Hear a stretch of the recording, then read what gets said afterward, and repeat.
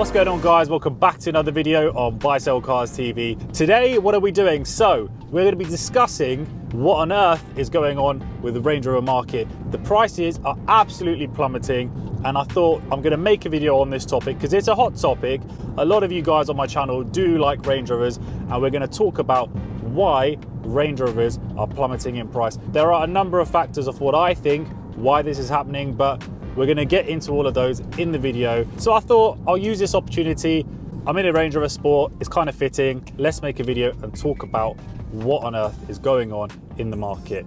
So stay tuned. There's no secret at all. Range Rovers do get stolen quite a bit, if I'm honest, and they're relatively easy to steal in comparison to some of the other competitors. And this isn't me just talking from what everyone sees on the internet with all the videos of cars. I'm talking from experience. I know of many people who've had Range Rover stolen. Just to give examples, recently in my area, in the space of 1 week, there were 3 Land Rover attempts. There was a Land Rover Discovery Sport on my road which was stolen, and literally 100 yards down the road there was a Range Rover Sport facelift model which was stolen. This was all in the space of 1 week. Now, if I just expand a little bit out, still the area I live, but just a bit further out, I know of 2 other people that have had Range Rover Sports stolen. And then we talk about London. I had a friend who had an SVR stolen from central London. So that is a massive problem. Now, leading on to the second point, car insurance. It's hand in hand with theft. So if these cars are more prone to being stolen, then insurance prices are going to go up. And that is exactly what we're seeing. A friend of mine bought a Range Rover SVR recently. When he was shopping around for quotes before he bought the car, he was looking at £2,000. Now, for his age, etc., that was about right. A couple of months has gone past now, so he found the right car, bought it, and when he went to buy his insurance, it was over £4,000, and he had to really shop around to just find that quote. And in all honesty, £4,000 is a lot of money for insurance, especially when you factor in a lot of people might pay that monthly, and they're financing cars as well. It's a big cost to take on. So insurance is a big problem. I've heard rumors that Land Rover are going to be bringing some form of, their own car insurance to help their customers insure these cars, but as of yet, I don't know. Now, the third point is interest rates. We all know the current situation in the economy at the moment. Inflation is super high, and to tackle that, they've raised interest rates. Now, what does that mean for the general car market? Now, this is something which doesn't just affect Range Rovers, obviously it affects cars on the whole, but it's definitely a factor to the impact of the price of these cars. So if you look at the interest rates now, when you go to buy a used car, shall I say, you're going to be paying anywhere from 10% up to sort of 14-15%, and this is from the main dealer. If you shop around, depending on your credit, maybe you'll be a bit lower, but generally speaking, we're looking at between 10 and 14%. Now, if you're buying a used car, whether it's 20 grand, 50 grand, 80 grand, whatever the type of Range Rover you're buying, that's a lot of interest to be paying. So when you factor in that most people finance their cars, that means their monthly payment is going to be a lot higher than what it was, say, 2 years ago. So if a lot of people were in a PCP 3 years ago, they're about to come out of it, they want to sell their car and get another Range Rover, chances are their finance payments might be double. So if you take that into consideration, with the fact that insurance has now gone up as well, your monthly payment now is a hell of a lot more money than what it probably was the year before or the year before that. So now when you take all of these things into consideration and box them up, put them all together, what does that lead to? Well, it leads to the demand of these cars falling. And if the demand is falling, that means the dealers are going to be struggling to sell these cars. And you're seeing that already when you look on the market. Cars aren't shifting and cars are being reduced in price over the period of time. And the other thing which I'm seeing, because I've got access to the car auctions, there is a hell of a lot of cars coming from main dealer into the auction. And if I'm honest with you, they are just not selling. They're fetching massively below the cap clean prices, and they're hitting provisional, meaning the cars aren't actually selling. They're struggling to sell them out of the auction. And the other thing to take into consideration is if people aren't willing to pay the insurance on their Range Rover anymore, and if you live in London, some people can't even get insurance on these cars. That's just another point to mention. What are you going to do? You're going to look to sell your car. So not only are the dealers struggling to sell, but consumers are also pushing their cars onto the market, selling them back to dealers or doing a private sale on them. That leads to a massive amount of supply and a lack of demand.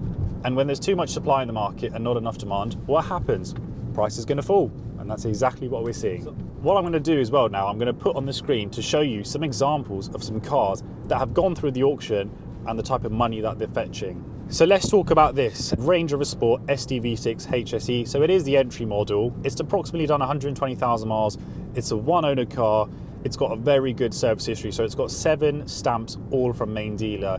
Spec wise, it's not that great either. So it hasn't got a panoramic roof and it hasn't got a Meridian sound system. And as you can see, the final bid for this car was £12,300. That is very, very cheap. The cap clean was more than 12k. And to think a one owner car with that sort of service history sold for 12 grand, it's unheard of. But I'm going to give you another example now, which is even worse. So this car, another Range Rover Sport HSE, this had done 102,000 miles, 2 owner car, service history wasn't as good as a silver one, it was a reasonable service history, but it had a pan roof. Now this car, as you can see, sold for £10,800. That is insane value for money. But the scary thing is, if that's the price these cars are selling for at the auction, it just means that there isn't a great amount of demand for when the dealers come to sell them, because otherwise people will be fighting over these cars. There was a time during COVID where cars were selling for crazy money. Now I'm going to give you an example. This car was previously advertised with around 20,000 less miles in 2021. So we're talking 2 years for £27,000. £27,000 2 years ago someone paid for this car, and now it is selling in the auctions for 10,800 plus a little bit of fees. That is what you call prices plummeting. Now the last example I'm going to give you is a facelift Range Rover. It's a Vogue SE, I believe, 68 reg. It's done reasonable mileage, around 70,000 miles. Good spec car, cream interior. These cars at the start of the year at dealer were selling for around £50,000. The car, which you can see now on the screen, that price is a provisional bid. This car has come through the auction 3 times now. It hasn't sold. They had to buy it now on there for sort of 31 grand.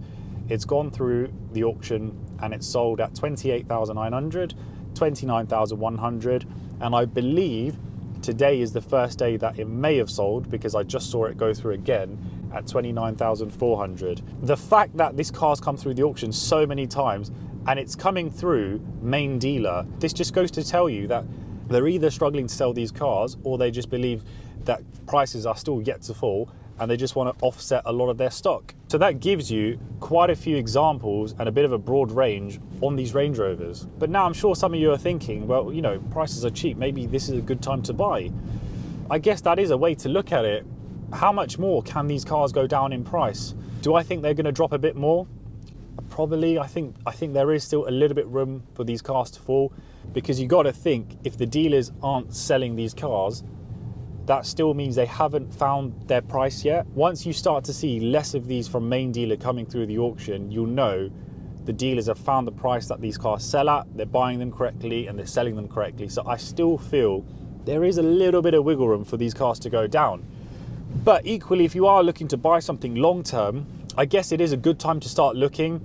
And even with insurance prices being very, very high on Land Rover products at the moment, if you're buying the car at a very, very cheap price, you can kind of justify paying a bit of a premium. I understand if you're financing a car, it might be tricky, because if you're paying monthly on your insurance and your finance, then I guess it's still going to be expensive. But if you are in a position of buying cars cash at the moment, it probably isn't a bad time to start looking. But what I will say is definitely invest in some form of security, even if it's a basic steering wheel lock, something which is going to prevent thieves from going at your car, because it's a deterrent. If they see it's got a steering wheel lock, they're going to think it's not worth the hassle, we'll go find another one. As bad as that sounds, but I guess that's just the world we live in. But also, get a tracker fitted, get some form of an immobilizer fitted, do as much as you can to prevent these people from stealing your pride and joy. It's not a nice feeling, and also, God forbid, if these things happen, it's going to affect your insurance premium and make life tougher when you come to renew. And if you live in central London, all I can say is good luck insuring your Range Rover.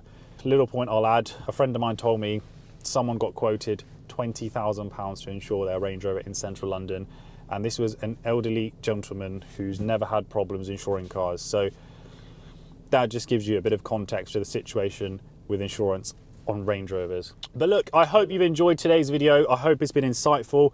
I know it's a bit different to my typical buying and selling of cars, but I thought this is an issue which I need to address and talk about, because a lot of the following on my channel do like Range Rovers, and it is a bit of a hot topic with these cars being stolen. So I thought it's important for me to address and talk about these issues to give you an insight on the current situation and the market on these Range Rovers. So on that note, guys, I'm going to end this one here. Check out my Instagram and TikTok as well. So that's at Buy Sell Cars TV for more daily content on those. Thank you so much again for watching. Don't forget to like, share and subscribe. And I'm going to see you on the next one. Take care, guys.